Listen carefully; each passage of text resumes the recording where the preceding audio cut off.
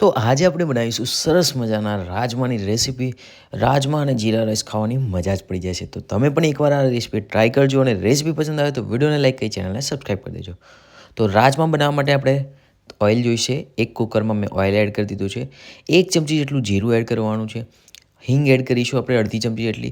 આદુ મરચાં અને લસણની પેસ્ટ એડ કરીશું અને એને સાંતળી લઈશું જેથી પરફેક્ટલી એ શેકાઈ જાય તો એનો ટેસ્ટ ફ્લેવર ખૂબ જ સરસ આવશે. હવે આપણે એક નાની ડુંગળી લેવાની છે અને એને પણ શેકાવા દેવાની છે. તો ડુંગળીને પણ આપણે 2-3 મિનિટ સુધી શેકાવા દઈશું. થોડીક લાલ પડે ત્યાં સુધી આપણે એને શેકાવા દેવાની છે.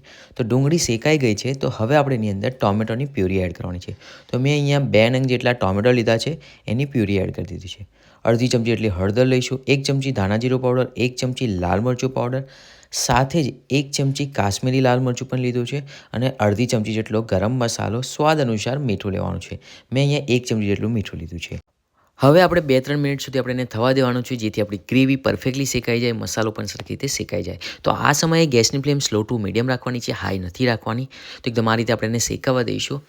તમે જોઈ શકો છો કે ગ્રેવી આપણી ઉકળવા તૈયાર થઈ ગઈ છે. તો હવે આપણે એમાં રાજમા એડ કરીશું. તો રાજમા મેં અહીંયા 1 બાઉલ જેટલા લીધા છે, જેને મેં આખી રાત પલાળી રાખ્યા હતા. તમે ચાહો તો ગરમ પાણીમાં પલાળીને 5-6 કલાક પલાળીને પણ યુઝ કરી શકો છો. તો રાજમા મેં અહીંયા એડ કરી દીધા છે અને એને આપણે સરખી રીતે મિક્સ કરી લેવાનું છે. જો તમે વધારે ગ્રેવી કરવા માગો તો વધારે પાણી એડ કરશો તો ગ્રેવી વધારે થઈ જશે. તો મેં અહીંયા 1 ગ્લાસ જેટલું પાણી એડ કર્યું છે અને રાઈસ સાથે ખાવાના છે એટલે મેં ગ્રેવી થોડીક વધારે રાખી છે. તમે જો રોટલી સાથે કે પરોઠા સાથે ખાવાના હોય તો એ પ્રમાણે તમે થિકનેસ કરી શકો છો. તો રાજમા આપણા સરખી રીતે મિક્સ થઈ ગયા છે, તમે જોઈ શકો છો. તો હવે ઉકળવાના તૈયાર થઈ ગયા છે. તો હવે આપણે કુકર બંધ કરીને એની સીટી વગાડી લેવાની છે. તો 2 થી 3 સીટી, મેક્સિમમ 3 સીટીમાં તમારા રાજમા બનીને તૈયાર થઈ જશે, કેમ કે તમે આખી રાત પલાળીને રાખ્યા હતા એટલા માટે. તો 2 થી 3 જેટલી સીટી આપણે વગાડી લઈશું. તો રાજમા બનીને તૈયાર થઈ ગયા છે. તમે પણ આ રીતે એકવાર જરૂરથી ટ્રાય કરજો. કુકરનું ઢક્કન તૂટી ગયું છે એટલે થોડીક તકલીફ પડે છે, પણ તમે જોઈ શકો છો કે એકદમ સરસ રાજમા તૈયાર થઈ ગયા છે. તો ઉપરથી આપણે કસ્તુરી મેથી ભભરાવી દઈશું.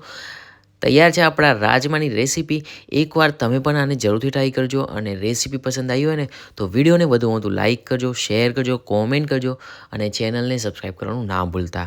તો આને આપણે ગરમા ગરમ જીરા રાઈસ સાથે પણ સર્વ કરી શકો છો. પરાઠા, રોટલી, નાન, તમને જે યોગ્ય લાગે એના સાથે તમે સર્વ કરીને મજા માણી શકો છો. તો ફરી મળીશું આવી જ નવી રેસીપી સાથે. ત્યાં સુધીને ગુડ બાય.